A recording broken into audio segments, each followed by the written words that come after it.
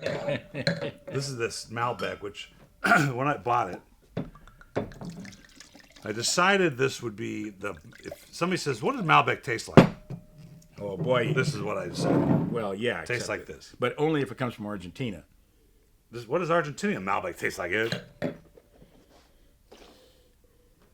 It tastes like real wine, like this. Really nice fruit. That's the part I like. A little cranberry. It almost has like It a. wasn't like, that like a hard Cabernet Franc. Malbec. Oh, those It was things a from smooth France one. are horrible. I mean, they're horrible. Cahors. Perfect Horrible. name for it. Cahorrible. Exactly. This is a great one. I mean, I tasted one that was actually pretty good. It was 10 years old, and it cost $100 10 years ago.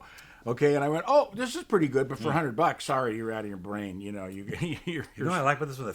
The middle's nice and firm and lean, a little bit lean, but right after the middle, before it gets to the finish, you get this fruit explosion. And this is brought into America by our friend Sebastian Bistu, who's Chilean, and they have great connections in Argentina, being just across the Andes there.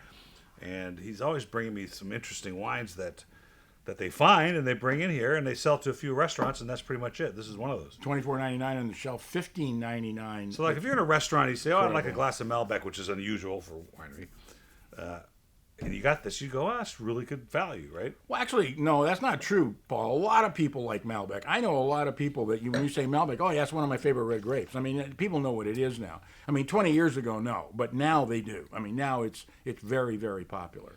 In fact, speaking of that, this guy here, Villafonte, I was tasting his wines. They're South African here a few months ago, and I told him, this wine needs to be at Arthur J's in Manhattan Beach, the steakhouse, which is a hip steakhouse. He goes, "It already is."